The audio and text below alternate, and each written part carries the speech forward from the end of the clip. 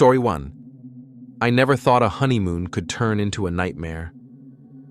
It started with that eerie announcement at the airport, the kind that makes your skin crawl without knowing why. Flight to Bali delayed 2 hours due to technical issues. Alex squeezed my hand, smiling like it was no big deal, but something in the speaker's voice felt off, too flat, too rehearsed. Little did I know, that was the hook that reeled us into hell. We were so excited. Me, Jordan, and my new husband Alex, fresh from our wedding. The international airport buzzed with life, families rushing, business folks typing on laptops, the smell of overpriced coffee everywhere. We found seats at the gate 17, and settled in. More time to dream about beaches, Alex said, pulling me close. I laughed, sipping my latte, chatting about snorkeling and sunsets. Time flew at first, then the delays kept coming. 2 hours became 4 because of weather, a storm that never showed on our weather apps. Then crew shortages, whatever that meant. By evening, security concerns was the excuse. Vague, like they were hiding something. Passengers grumbled and left for hotels or rebooked flights. We stayed, stubborn, thinking ours would board soon. The airport thinned out. Shops shuttered one by one, rolling down metal gates with loud clangs. Lights dimmed in sections, turning the terminal into a maze of shadows. Around midnight, it was just us and a few stragglers. The place felt wrong. Fluorescent lights flickered overhead, buzzing like angry bees. In those flashes, I swore I saw shapes, tall, thin figures darting behind pillars, gone when the light steadied. "Did you see that?" I whispered to Alex. He shook his head, but his eyes darted around. Then the whispers started. Faint at first, echoing through the empty halls. They sounded like us, our voices arguing. "You never loved me," my voice hissed. It was all a lie, Alex's replied. But we weren't speaking. We were silent, frozen. Panic bubbled up. "Let's go," I said, grabbing our bags. We hurried to the exits, but every door was locked. Glass doors to the outside showed a dark parking lot, but the handles wouldn't budge. Our phones? No signal, not even emergency calls. "This can't be happening," Alex muttered, banging on a door. An announcement crackled again. Flight delayed indefinitely. "Please remain calm." The voice laughed softly at the end. Or did I imagine it? We wandered back, hearts pounding. The terminal felt alive, breathing. In a big window overlooking the tarmac, I caught our reflection. Alex stood behind me, frowning, worried. But his reflection? It grinned wide, eyes wild, teeth gleaming. He wasn't smiling in real life. "Alex, look!" I gasped, spinning around. He looked normal, but when I glanced back, the reflection waved mockingly. "What the hell?" he said, stepping away. That's when it hit us. We were trapped. Time blurred. We sat, stood, paced. Then, suddenly, the announcement blared again. Flight delayed 2 hours. Wait, that was the first one. Our watches reset. The airport filled with people again, like rewinding a tape. But we remembered. This is a loop, I realized, voice shaking. Each cycle, the delays repeated, but the horrors grew. Shadowy figures got closer, brushing our arms with cold fingers. Whispers revealed secrets. Alex's affair last year, my hidden resentment from our fights. "How do they know?" I cried. Cycles piled on. Hunger gnawed, but food vending machines spat out rotten snacks. Sleep came in fits, haunted by dreams of crashing planes. In one loop, I found a note in my pocket. Sacrifice to escape. The entity, the airport spirit, whatever it was, fed on our pain. It wanted blood. By what felt like the 100th cycle, truths poured out. Alex admitted cheating. I confessed wanting to leave him before the wedding. The whispers laughed, fueling our rage. Shadows solidified into claws, urging us on. "Only one leaves," they hissed. In the final loop, we fought. Alex lunged first, eyes manic like his reflection. "It's you or me," he screamed, grabbing a loose metal bar from a broken chair. I dodged, but he swung hard, clipping my arm. Blood sprayed, pain fueled me. I tackled him, slamming his head against the floor. The terminal shook, lights exploding. Shadows cheered. I stabbed him with a shard of glass from a shattered vending machine. His blood pooled, warm and sticky. The entity sighed in satisfaction. Doors unlocked. I stumbled out alone into dawn. But as I boarded a new flight, the announcement came, delayed 2 hours. I'm still here, eternally. Story 2. I never believed in ghosts until that holiday nightmare at the airport. It began with a child's giggle echoing down an empty hall, the kind that chills your bones because it sounds just like your own kid, but twisted, wrong. We were supposed to be heading home for Christmas, but that laugh pulled us into something evil. Now every time I close my eyes, I hear it again, and I wonder if we ever really escaped. I'm Sarah Thompson, mom to Lily and Ben. My husband Mike and I were rushing through that packed domestic airport, holiday chaos everywhere. Crowds shoved, bells jingled from overplayed carols, and the air smelled like stale pretzels and stress. Our flight home was in an hour. Lily, 8 years old with her braided hair and backpack full of crayons, held my hand tight. Ben, our 5-year-old bundle of energy, skipped ahead, his little sneakers squeaking on the tile. Security was a nightmare. Lines snaked forever. I got stuck arguing with a TSA agent over a forgotten water bottle in my bag. "Ma'am, liquid's over 3 ounces, he droned, like I was a criminal. Mike was helping Lily with her shoes, and Ben, well, in that split second, he vanished. One moment he was there, tugging at Mike's sleeve, the next, gone in the shuffle of bodies. "Mike, where's Ben?" I yelled, heart slamming. We spun around, calling his name. The crowd parted a bit, but no sign of his red jacket. Panic hit like a wave. We alerted security, described him. Curly brown hair, blue eyes, wearing a superhero shirt. They paged him over the intercom. "Ben Thompson, please come to security." His name boomed, but no little boy appeared. We searched gates, bathrooms, food courts. Hours blurred. Our flight boarded without us. We didn't care. Announcements droned on, but Ben was lost. As the sun set, the airport quieted. Holiday travelers thinned out, leaving echoing footsteps. Shops closed, lights dimmed to that eerie half-glow. Mike's face was pale, eyes red from holding back tears. Lily clung to me, whispering, "Mommy, Ben's scared." We kept searching, flashing his photo on our phones to stragglers. No luck. Then, as night fell deep, we heard it. Ben's laughter, giggling, playful, floating from a distant corridor. "That's him!" Mike gasped. We ran toward it, past authorized personnel-only signs, into restricted areas where the air grew cold and musty. The laughs led us deeper, bouncing off walls like a cruel game. We stumbled into an abandoned baggage claim. Carousels whirred endlessly, no one around. Luggage tumbled out. Suitcases, backpacks, spilling contents that looked familiar. My favorite scarf, stained dark red like blood. Mike's wallet, photos inside smeared crimson. Lily's teddy bear, fur matted with sticky goo. "This is our stuff," I whispered, voice shaking. But it couldn't be. Our bags were checked. The stains reeked metallic, and when I touched one, my fingers came away wet. Blood. Real blood. Lily froze, eyes wide. "I see him, Mommy. Ben's with a man." She described visions, a spectral figure in an old airline pilot uniform, hat tilted, face shadowy. He whispered to Ben about candy and games, luring him away with glowing eyes. "He's not nice," Lily sobbed. The pilot's form flickered in her mind, hands like claws. The laughter grew louder, pulling us to a dark maintenance room. Door ajar, we pushed in. Flashlights from our phones cut through dust.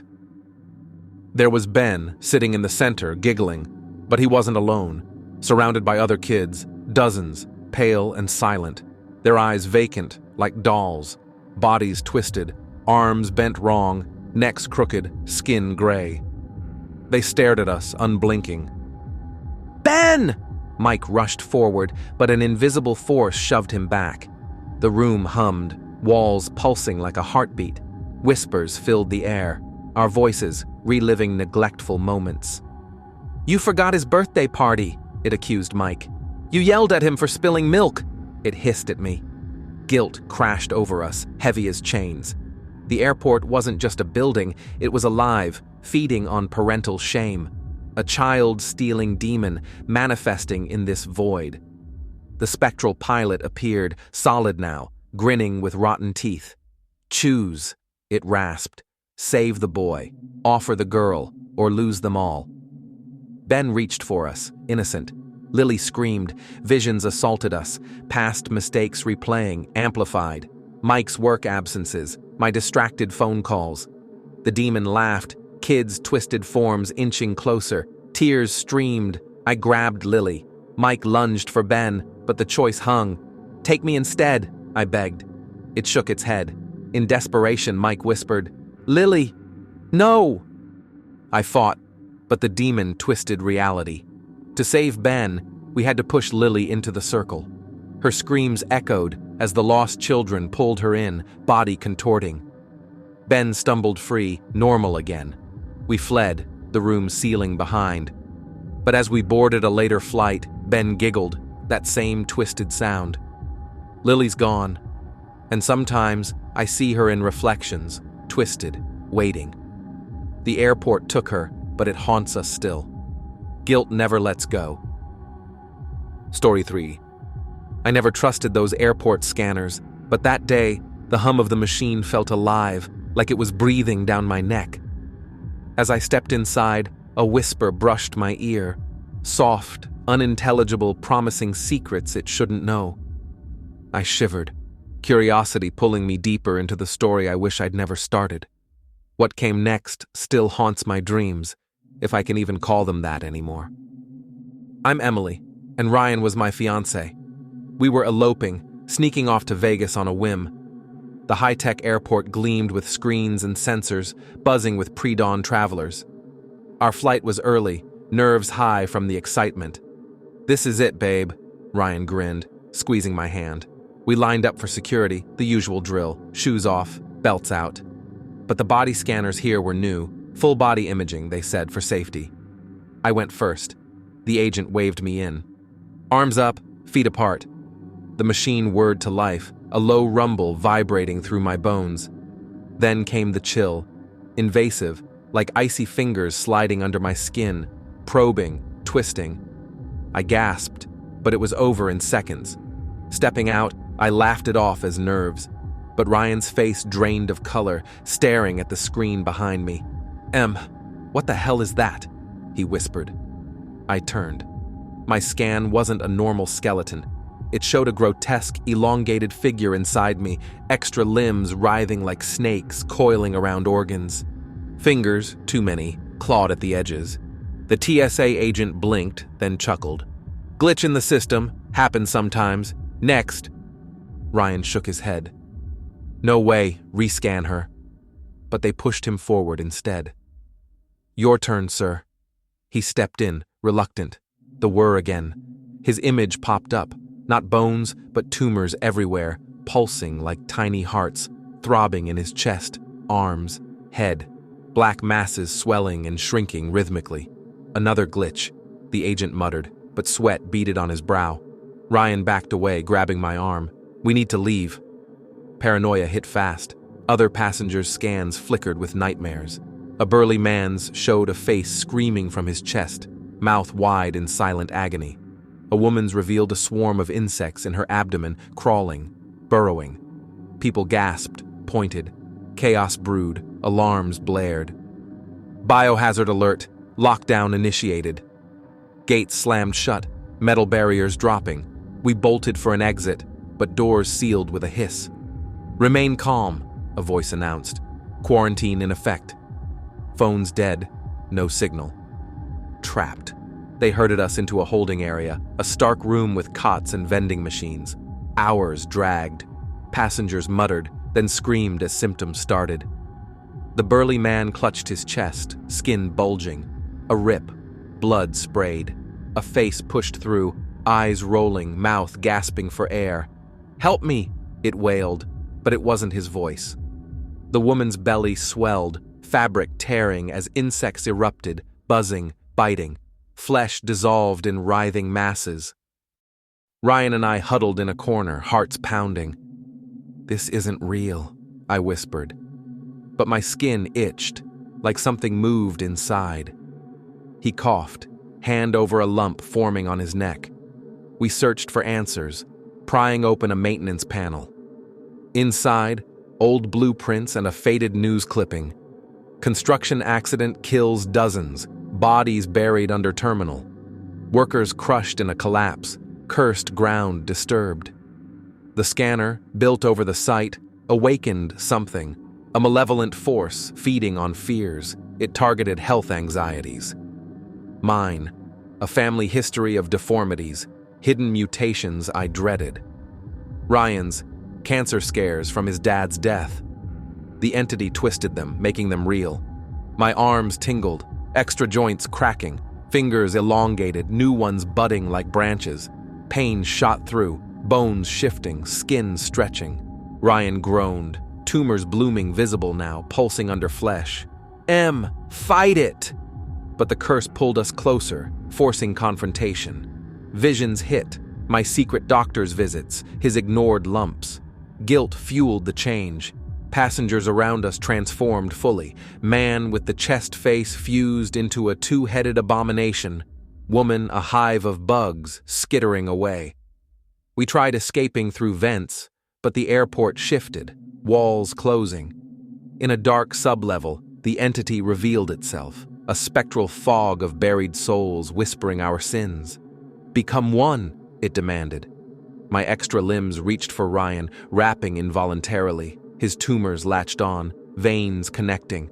Flesh melted together, agony blinding. Screams merged. Hours, bones fused, organs shared. One entity now, writhing in eternal pain. Thoughts tangled, my fear, his regret. The airport released others, but us? Trapped in this body, haunting terminals forever. Sometimes we see new travelers. We whisper through scanners waiting. The chill returns. Join us. Story 4. I never imagined a simple layover could trap us in death's echo. It began with that faint sob in the empty lounge, like a child's cry muffled by fog. Soft at first, but it hooked me, drawing my curiosity deeper into the shadows. We were just a family grabbing a break, but that sound whispered secrets of the dead, and now I can't silence the screams in my head. I'm Carla Rivera, mom to our teenage twins, Mia and Diego. My husband Luis and I had saved up for this vacation to Mexico, our first real trip in years. The kids were thrilled. Mia with her sketchbook, Diego glued to his phone. Our flight had a 3-hour layover, so we splurged on access to the exclusive airport lounge. VIP treatment, Luis joked as we scanned our passes. The door whooshed open to plush chairs, free drinks, and snacks on silver trays. But it was eerily empty. No other passengers, just us. An odd fog clung to the huge windows overlooking the tarmac, blurring the planes outside like ghosts in mist. We settled in. Luis grabbed beers, I sipped wine, and the twins raided the buffet. "This is creepy," Mia said, glancing around. "Where is everyone?" Diego shrugged, popping headphones in. I tried to relax, but the air felt heavy, charged. Then Mia froze. "Did you hear that?" A faint sobbing drifted from behind a wooden partition at the back, soft, heartbroken.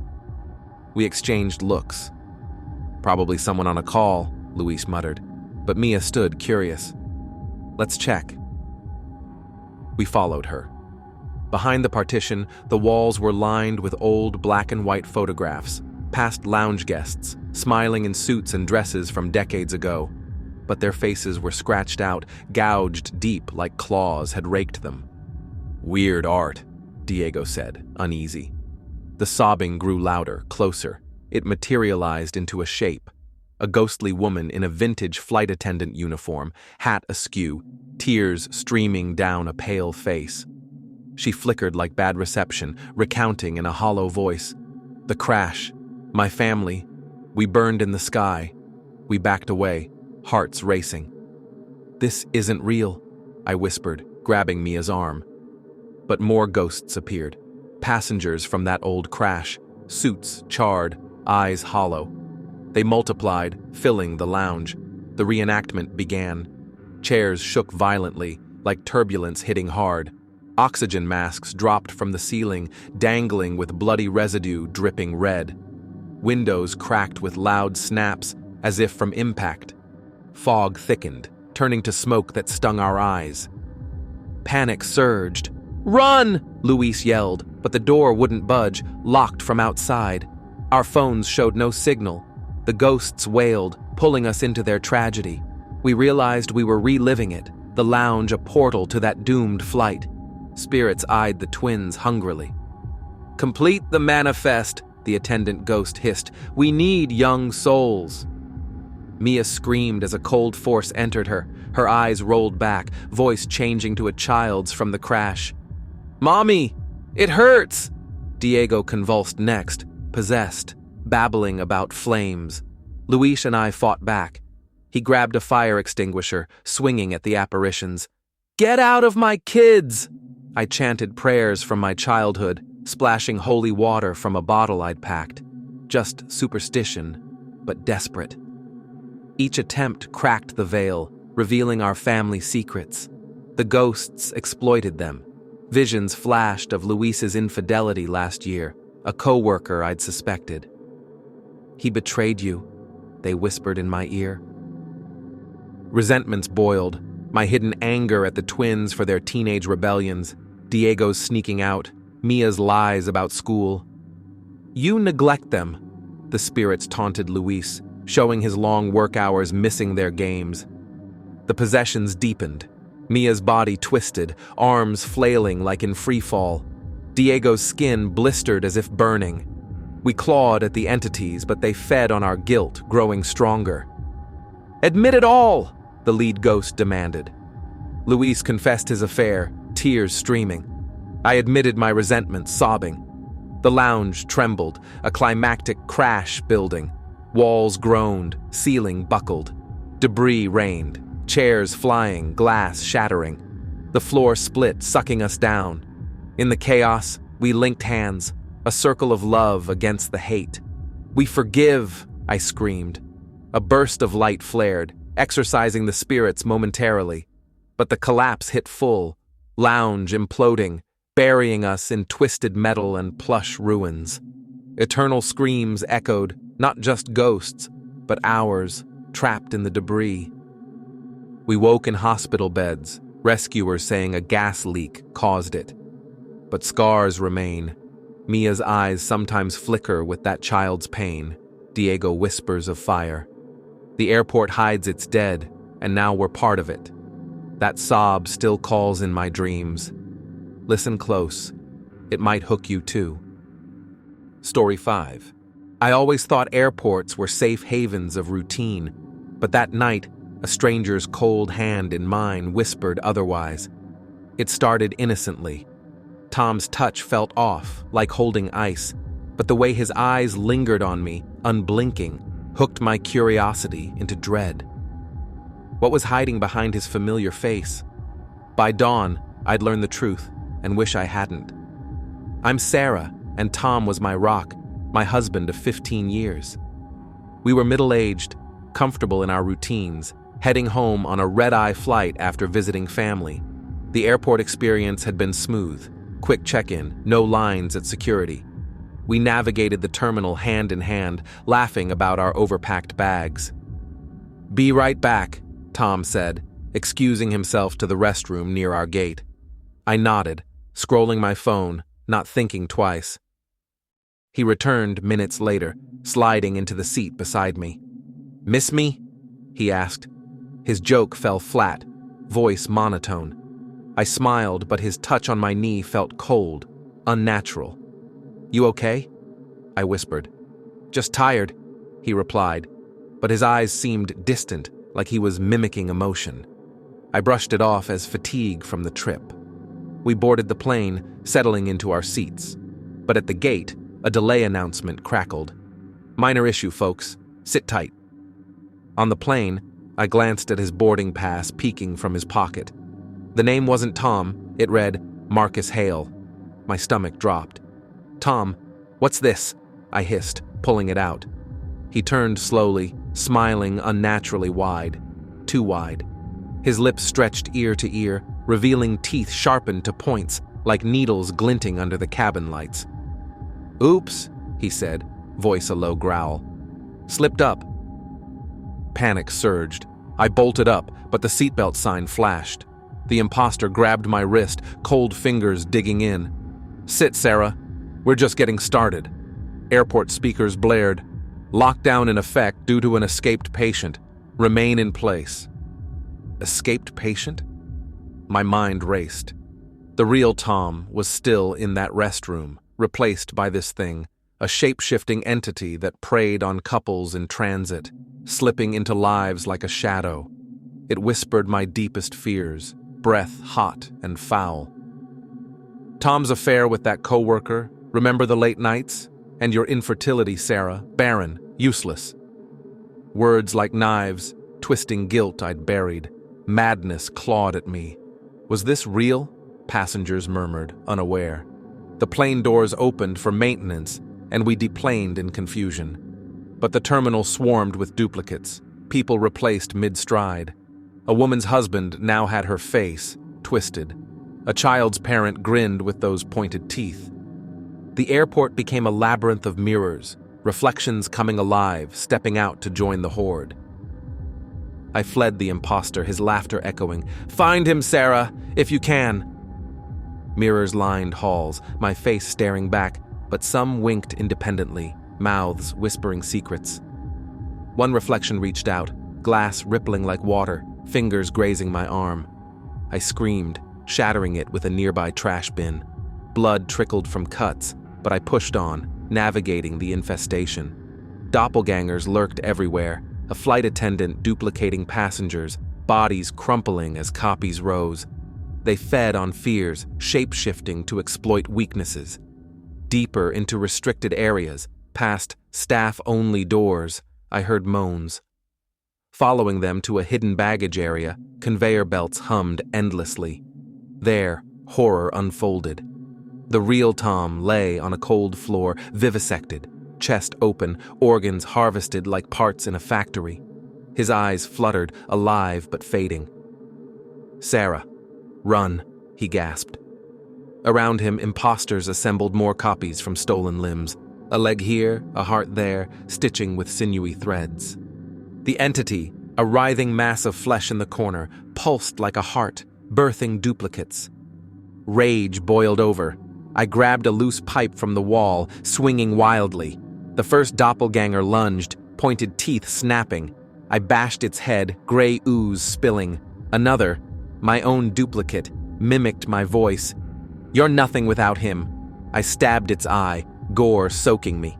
The battle turned gore-soaked. Limbs tore, blood sprayed, the mass screeching as I destroyed its creations.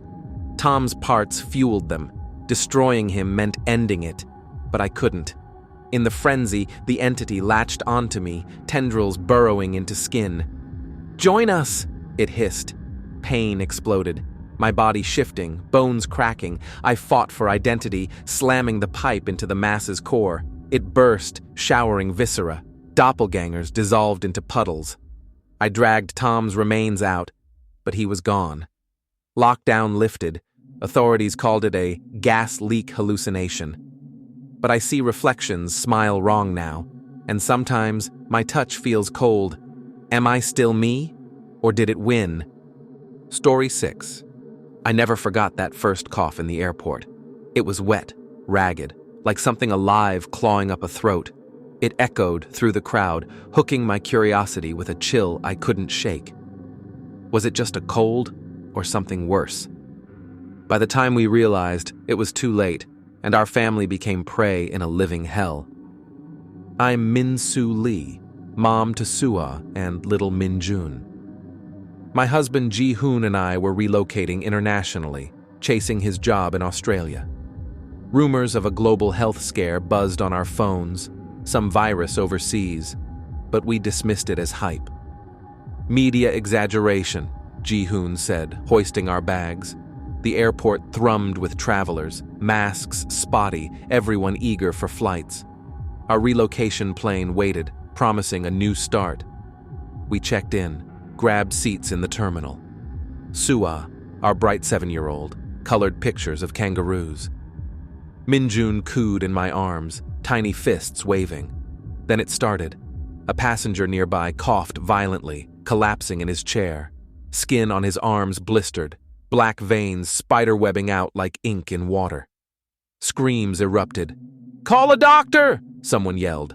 But medics in hazmat suits rushed in, faces grim, alarms wailed. "Quarantine activated! Remain in place!" Gates sealed with a clang, trapping us in the terminal wing. Lights flickered to emergency red. Phones lost signal, no calls out. Panic spread like fire. Ji-Hoon held us close. "It's protocol, we'll be fine." But the plague hit fast. Victims mutated before our eyes. A woman's eyes bulged like balloons, popping with bloody pus. A man's arms elongated into tentacles, lashing out, whipping strangers to the ground. Flesh tore, screams turning to gurgles. The infected turned feral, ripping into the healthy. Ji-Hoon ventured for help, slipping through a side door. "Stay here," he whispered, kissing my forehead. I nodded, shielding the kids behind a row of seats. Sua whimpered, "Mommy, I'm scared." Min-Jun fussed, sensing the terror. Minutes stretched. Gunshots echoed distant. Security fighting back? Ji-Hoon returned bloody, eyes wild. Staffs infected, uniforms torn, feasting like animals. He described horrors. Pilots with tentacle limbs devouring gate agents, bones crunching. We huddled, but an infected lunged, a tentacle scratching Sua's arm. She cried out, blood welling. Fever hit her quick, eyes glazing. Hallucinations came, the floors breathing, Mommy, pulsing like veins. I felt it too, the terminal alive, walls throbbing faintly, like a heartbeat under tile. We scavenged for clues. In abandoned luggage we found the source, a smuggled case, biohazard labels peeled. Inside, shattered vials, a bioweapon, engineered plague, now airborne and sentient. It whispered in the vents, a low hiss. Families, bloodlines, propagate. It targeted us, drawn to bonds, twisting them to spread. Infected kids became carriers, bodies contorting to birth more horrors. Desperation fueled us. Ji-Hoon rigged an explosion, gas from maintenance. Wires sparked with a lighter. "Blow the vents. Contain it," he said. We crawled through ducts, Sua weakening, her scratch blackening, tiny tentacles budding. Min-Jun wailed, but as we set the charges, he seized. His infant body twisted, limbs elongating, eyes bulging. The plague claimed him fast, turning my baby into a monster, tentacles flailing, seeking to infect us. "No!" I screamed, but Ji-Hoon grabbed a shard of metal. "It's mercy," he sobbed, plunging it into Min-Jun's chest. Blood sprayed, warm and sticky. My baby's cries gurgled to silence. Grief shattered me, but the entity laughed through the walls. We ignited the blast. Boom, shaking the terminal. Fire roared, vents collapsing, sucking infected into flames. We stumbled out a breached door, the wing sealed behind rubble. But the airport was post-apocalyptic. Terminals overrun, mutants shambling, feasting on remnants. Sua survived, scar fading, but nightmares plague her. Visions of pulsing floors. Ji-Hoon bears the guilt, eyes haunted. We hide in a supply room, scavenging, waiting for rescue that never comes. Sometimes I hear Min-Jun's cry in the distance, twisted. The plague lives on, whispering our names. We escaped the wing, but not the horror. It scars our souls, waiting to propagate again. For more stories like this, Like, share, and subscribe, Goofy Horror.